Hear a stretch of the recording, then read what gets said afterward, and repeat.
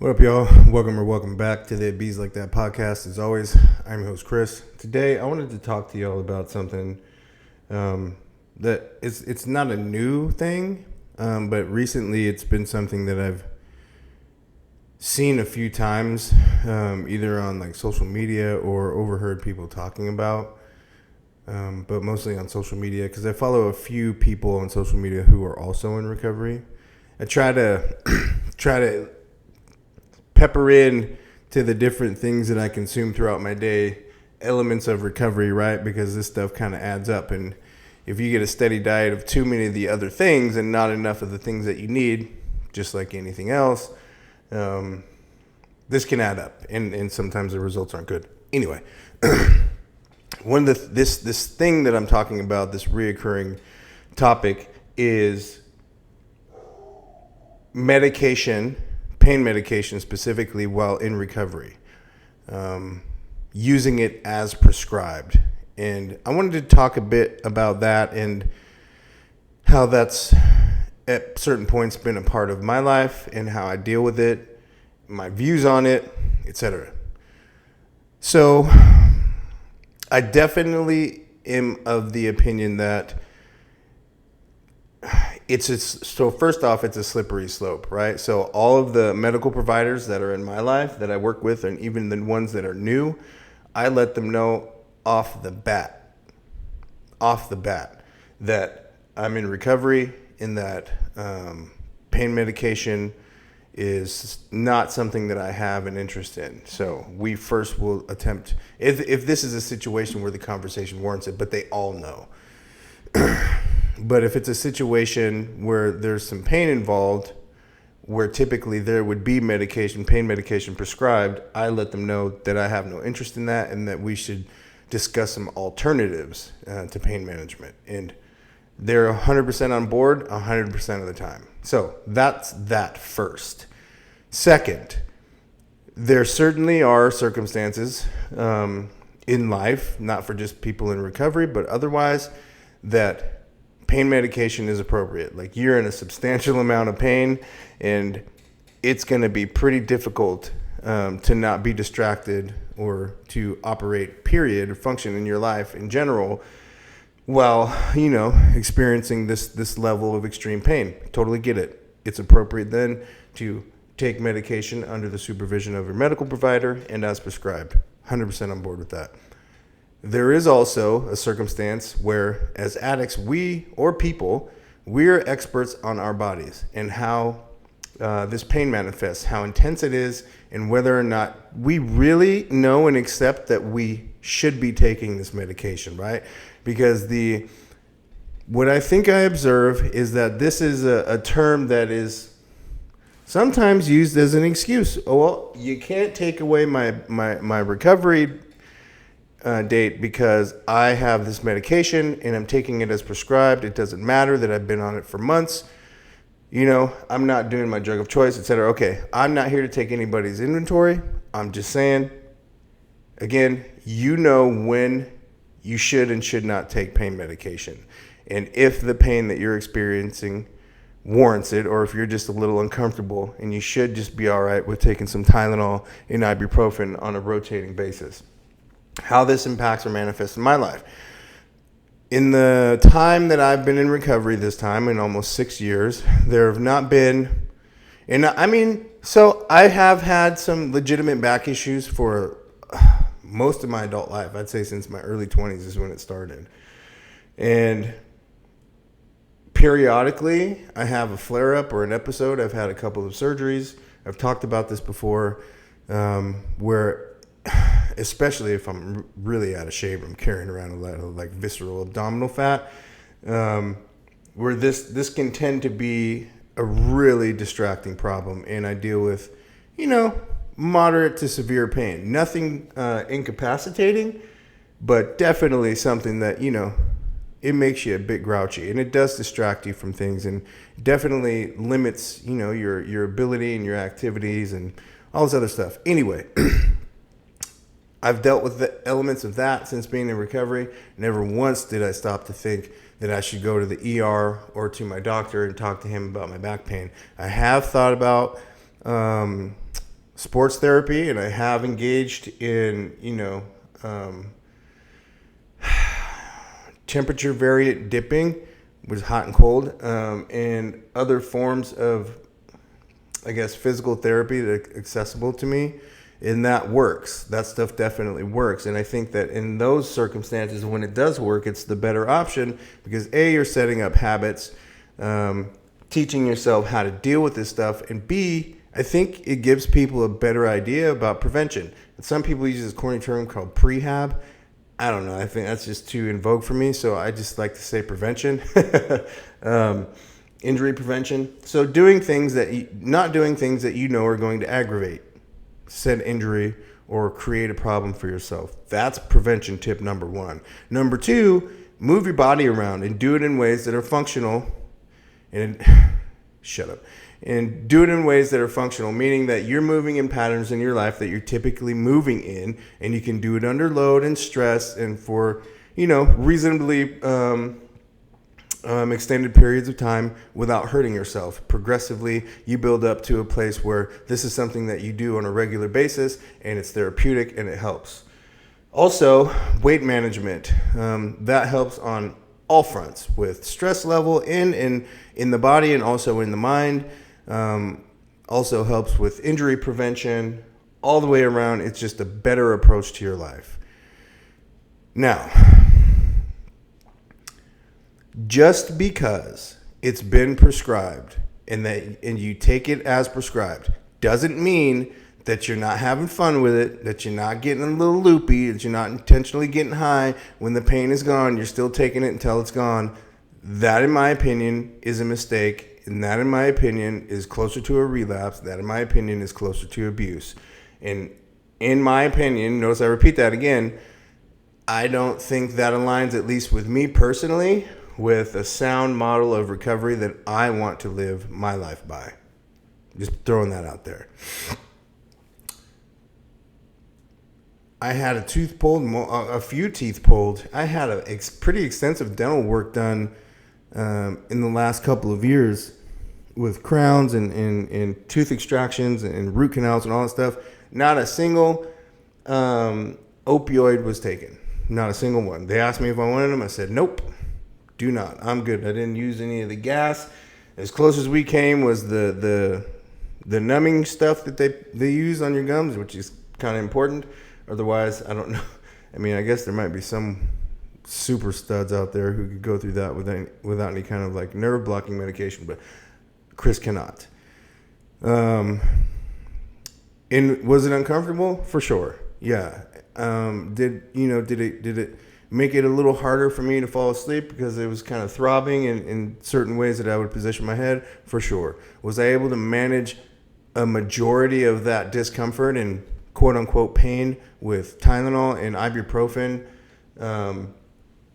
staggering them every 4 to 6 hours? Absolutely. And honestly, that combo and that protocol, in my mind, worked just as well for pain relief as a Percocet or a Vicodin would have, or 6 or 7. When I would have them prescribed, that's how I usually would take them, 7 or 8 at a time. But anyway, yeah, that protocol, extremely effective for pain management.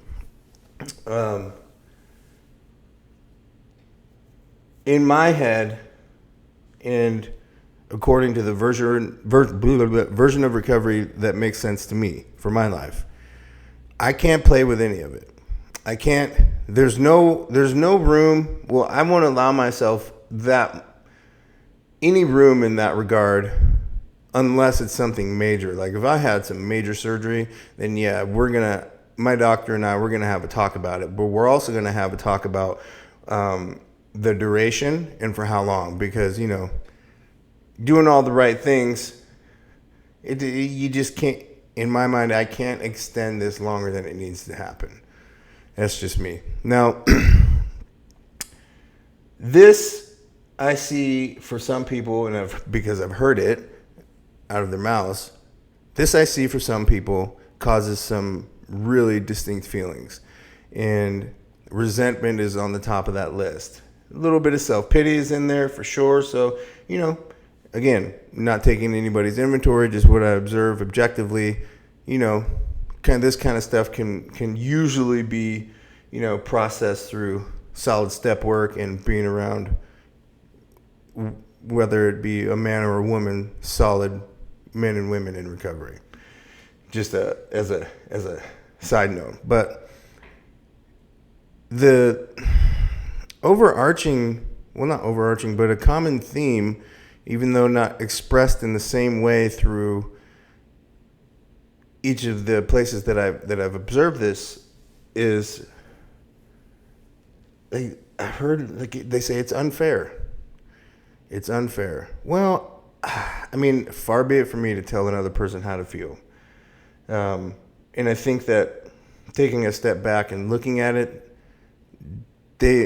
people who express feelings like that about it being unfair, they may still be in a real place of processing some grief over their solution, losing their solution, meaning whether it be opiates or booze or meth or whatever the case might be. When you're saying something like it's not fair, that signals to me in my mind logically that you want to be able to use without having these consequences that manifest in your life when you do, right? Meaning like potential for overdose, failed relationships, going to jail, losing your job, robbing your kid's piggy bank, all the kind of like really crappy things that happen, when we relapse and go get on one.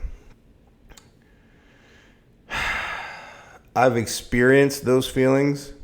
I've experienced that a lot. Like early on, especially in like my mid to late 20s, when the conversations around my drinking were really starting to be more about, dude, you got a problem because you act this way when you drink, and that's not normal.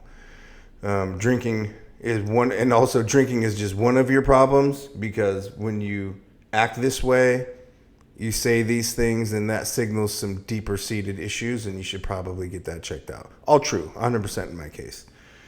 But back then, as I was saying, I definitely was like, I would look at people around me and, especially, I'm fucking, I'm day 18, trying not to drink, but I'm not doing any of the stuff, right? I'm not doing any of the ancillary or like compulsory things that need to happen to like build at least the best foundation for, longevity and recovery as possible, like going to meetings and, being in community with other alcoholics and all of this kind of stuff, and spirituality and admitting powerlessness and shit like that, powerlessness and stuff like that. But nonetheless, experiencing these feelings at I think it's day 18, but, watching other people still trying to function normally in environments where I really wanted to get loaded. And if you have elements of that going on, maybe there are, environments and people in your life that you need less of, right? Until these things kind of show up. Like, I still don't go to, like, bars and pubs and, stuff like that, because what is the primary purpose of going to one of those? Oh, no, they got great food. Sure, I'm sure they do. But the real reason that people go to these places is to drink. Whether or not, to what degree, can be argued, doesn't matter. Whether or not most or some of those people at all have any drinking issues, again, it doesn't matter, because for me, these aren't my places. They're not safe for me. They don't make sense for me to go. So I just don't. So we can consider that. But I say that to relate to the experience, because I can definitely remember sitting and watching, people my age, and they're getting wasted, right? But they're not having all of the trouble in their lives that I am, right? It's not causing the same types of chaos. It doesn't bring out in them, from within them, the same things, the same caustic and just poisonous attitudes and tirades and behaviors. And it just doesn't do this to these people. Not at this time. It might later, but we're not talking about later. We're observing what's happening in real time. But I would sit and watch. Man, this is bullshit. Now we get all pissy and down in the mouth and feeling sorry for myself, and, often this would just lead to a relapse. But I couldn't do it with these people because I've already, made all of these promises, and, they're holding me accountable while breathing alcohol-laden breath in my face, which, again, just don't be in these situations. Don't place yourself in these things, and you can generally avoid most, if not all, of that kind of temptation. But self-pity doesn't get me anywhere. Me bemoaning the fact that I'm an alcoholic and being loath to admit that, not only to myself, but to other people, and require of myself that I set a higher personal standard or a more careful standard by which I live my life. Meaning, again, I'm not going to bars, I'm not going to barbecues, and asking the questions, bro. Like, I would get all the information I needed about a circumstance by just asking who would be there.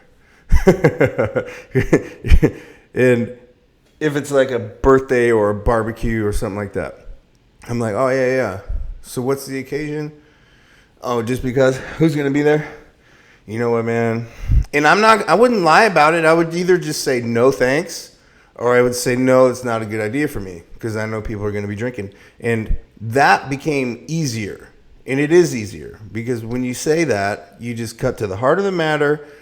And there's not a lot of room for rebuttal there. If you say stuff like, oh, no, I'm just kind of tired. And like, oh, no, man, it'll be fine. Just kick it. Just spend some, no, bro, listen.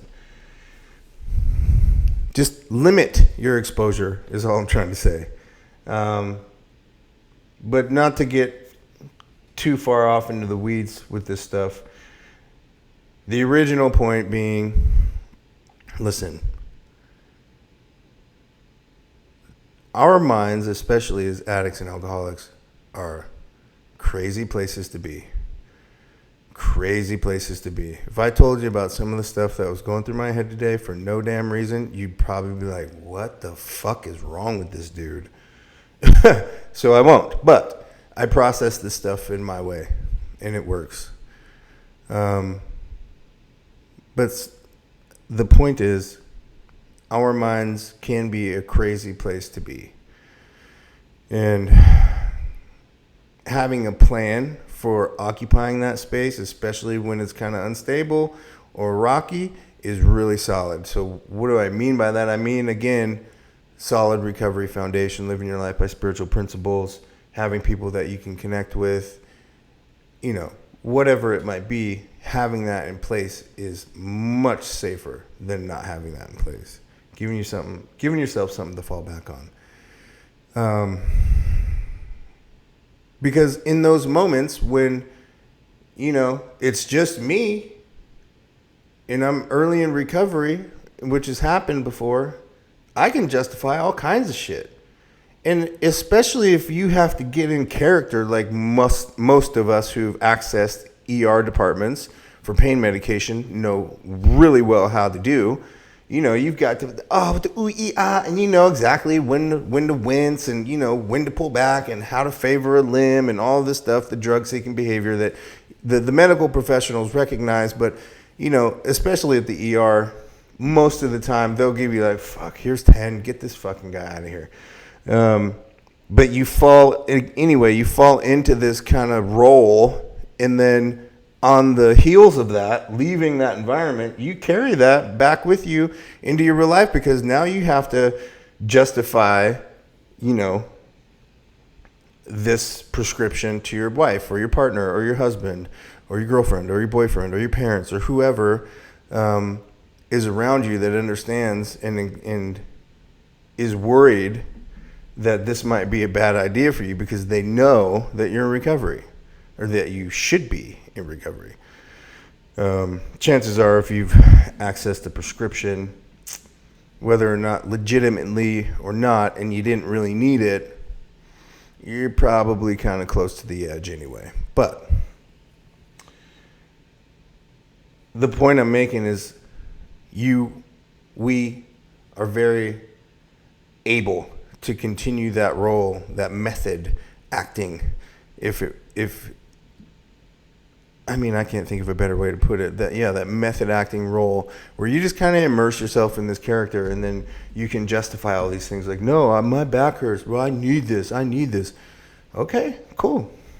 Maybe you do, maybe you don't. Not for me to say. I just want to point out that I've been there, and today I have a different approach to handling physical pain in my life. I do take some risks with some of the hobbies that I have, but I'm willing to accept that risk, and I do a lot to make sure that I do these hobbies as responsibly as possible. You know, you can't mitigate all risk 100% of the time unless you're just like the person in the bubble. But that's my take on it. As prescribed isn't a safety net, and I would, offer my experience with this term. Approach it cautiously. If your recovery and the life that you've built in recovery is important to you, approach this term in this environment cautiously. Because as prescribed can mean a lot of different things, and it can excuse a lot of different behaviors.